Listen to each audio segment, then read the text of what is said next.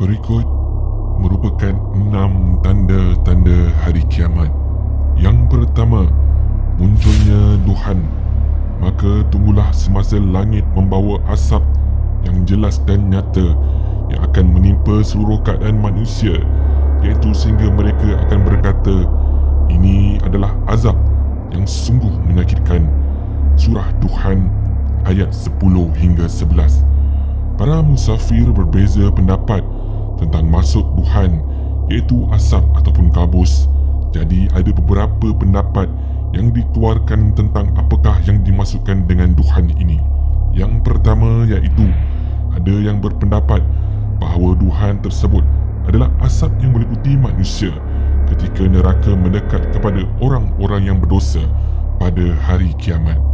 Yang kedua, ada pula yang berpendapat bahawa maksud duhan ialah bencana kelaparan yang menimpa kaum musyrikin Mekah kerana mereka menentang kebenaran Nabi Muhammad SAW, sehingga Allah menimpakan kepada mereka kemarau dan kelaparan yang dahsyat sehingga mereka memakan bangkai dan tulang serta melihat seperti ada kabus duhan di antara langit dan bumi kerana lapar yang amat dahsyat.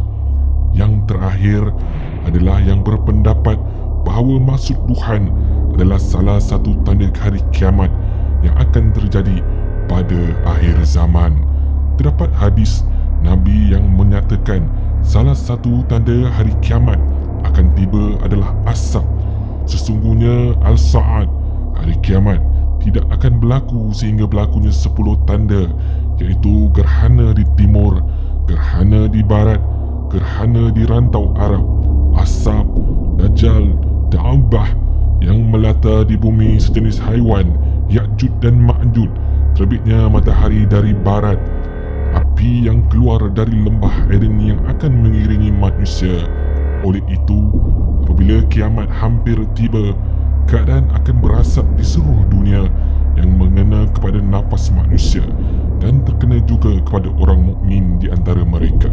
Duhan ini akan memudaratkan orang kafir, namun tidak memudaratkan kepada orang mukmin. Kita sebagai seorang yang beriman perlulah sentiasa bersedia untuk menghadapi saat-saat ini, kerana tidak akan yang dapat menyelamatkan kita daripada segala fitnah dan ujian ini melainkan Allah Subhanahu wa taala. Allahu a'lam.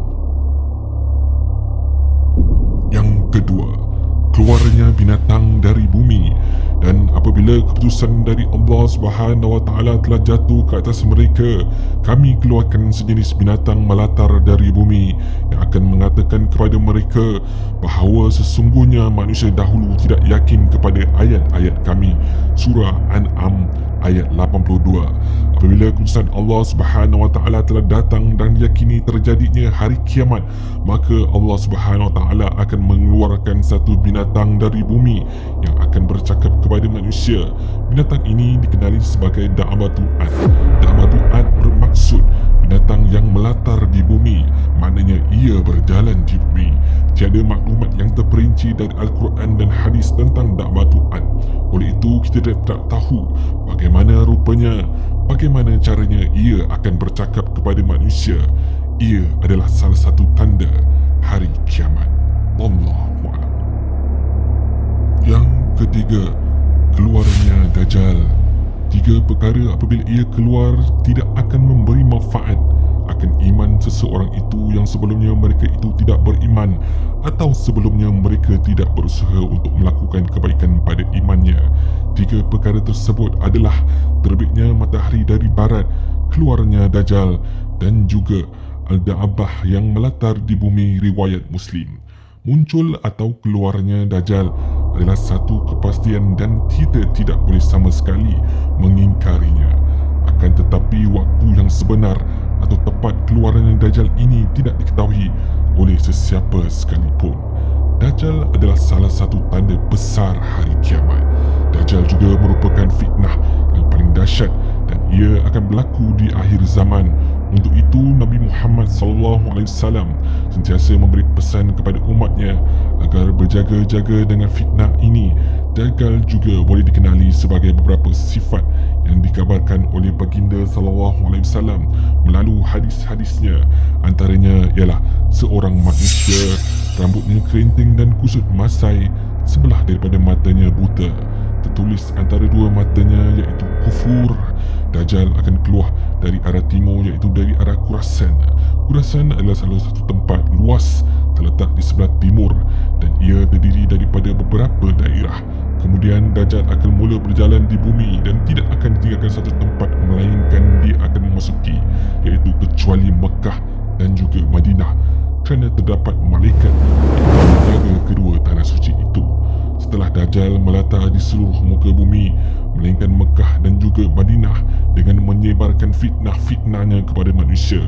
Pada waktu itu Allah Subhanahu Wa Taala menurunkan Nabi Isa alaihissalam ke dunia bagi membunuh Dajjal.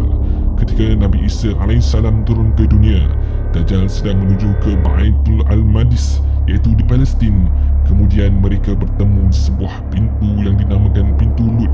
Apabila Nabi Isa alaihissalam melihat Dajjal, beliau terus membunuhnya. Wallahu a'lam. Ya Allah, sesungguhnya aku berlindung kepadamu daripada azab kuburmu, daripada azab neraka jahanammu, daripada fitnah kehidupan setelah mati, serta daripada kejahatan fitnah Al-Masih Ad-Dajjal. Keempat, turunnya Nabi Isa alaihissalam. Dan sesungguhnya Nabi Isa menjadi tanda kedatangan hari kiamat. Maka janganlah kamu ragu-ragu tentang hari kiamat, dan tunjuklah petunjukku ini jalan yang lurus. Surah Zukhruf ayat 61. Seperti yang kita tahu, Nabi Isa alaihissalam telah diangkat ke langit oleh Allah Subhanahu Wa Taala dan baginda akan diturunkan kembali nanti, iaitu pada hari kiamat. Penurunan itu adalah sebagai tanda besar hari kiamat yang sudah hampir terjadi. Apabila baginda diturunkan semula, baginda akan mempertulkan kembali agama Kristian, iaitu baginda akan membunuh Dajjal setelah menyesatkan manusia pada waktu itu, agar orang-orang yang Kristian kembali kepada agama Islam. Ketika itu semua iaitu Nasarah akan masuk Islam dan akan bergabung dengan orang Islam yang lain untuk menentang Yahudi yang diketuai oleh Dajjal. Rasulullah SAW bersabda, ketika Dajjal asyik dengan perbuatannya yang merosak, Allah Subhanahu Wa Taala mengutuskan Isa alaihissalam, Masih ibnu Maryam, dia diturunkan Allah Subhanahu Wa Taala dekat menara putih sebelah timur Damisyah, memakai dua pakaian berwarna, berpegang pada sayap dua malaikat.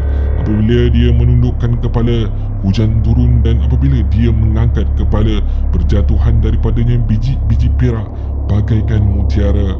Orang kafir tidak diperkenankan mencium bau nafasnya. Siapa yang menciumnya, dia terus mati. Bau nafasnya tercium sejauh mata memandang. Maka dicariknya Dajjal hingga bertemu olehnya di pintu kota Lut, iaitu sebuah kota dekat Baitul Maqdis. Lalu dibunuhnya Dajjal. Selepas kematian Dajjal, Allah Subhanahu Wa Taala menjadikan rezeki pada zaman itu sangat berkah, sehingga susu seekor unta cukup untuk orang sekampung. Susu seekor sapi cukup untuk seorang satu kalibah.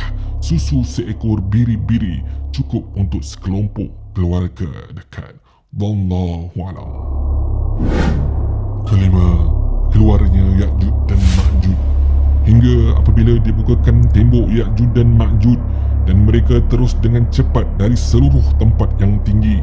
Surah Al-Anbiyah ayat 96. Ini adalah salah satu tanda daripada hari kiamat yang telah diberitahu kepada kita. Ya'juj dan Ma'juj ini adalah satu kaum yang ganas. Al-Quran menceritakan mereka sekarang sedang terkepung dalam kepungan besi yang telah dibuat oleh Zulkarnain. Kisah mereka ini telah disebut iaitu dalam surah Al-Kahfi.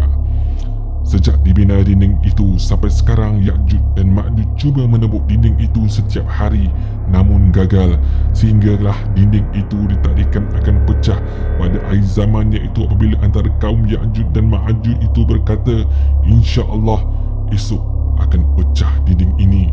sejak dibina dinding itu. Sampai sekarang Ya'juj dan Ma'juj cuba menempuknya namun gagal, sehinggalah dinding itu ditakdirkan pecah pada akhir zaman nanti.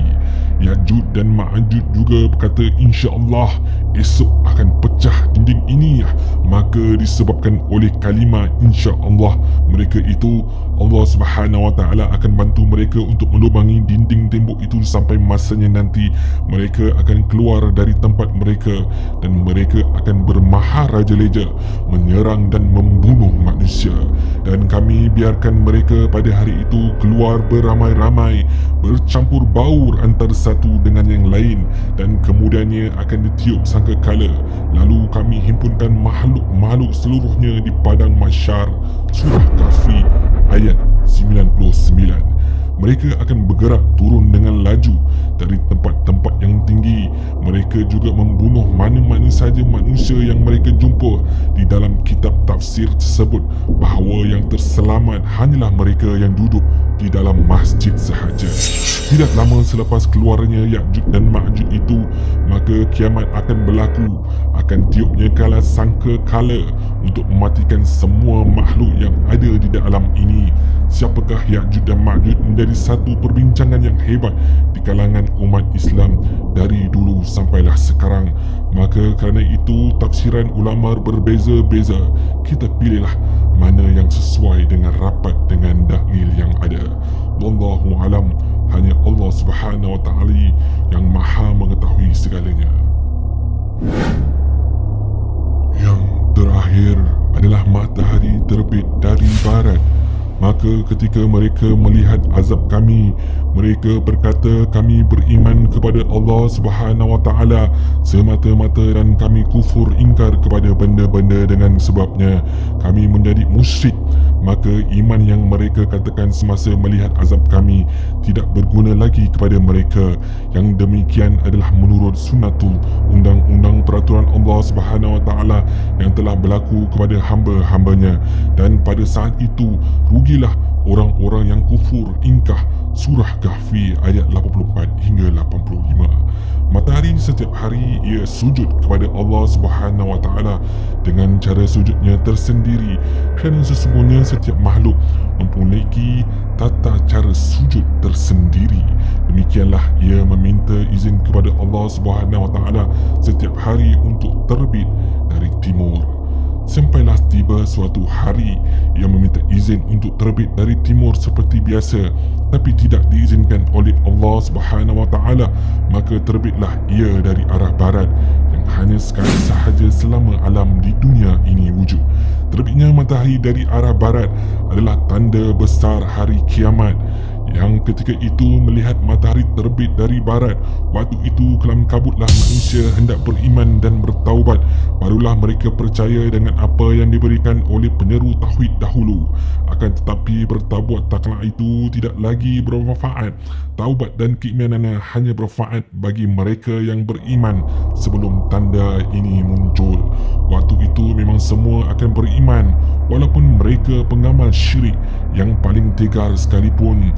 Tapi tidak dikira lagi iman mereka pada waktu itu, kerana iman yang lahir apabila melihat azab yang akan menyebabkan mereka mati tidak berguna, tidak laku lagi pada waktu itu. Dalam sebuah hadis, jika matahari telah terbit dari arah barat dan orang-orang melihatnya, maka mereka semua beriman. Pada saat itu, iman seseorang tidak lagi berguna untuk dirinya selama ini belum beriman sebelumnya atau memperoleh kebaikan dan imannya tidak diterima. Al-Bukhari, Muslim.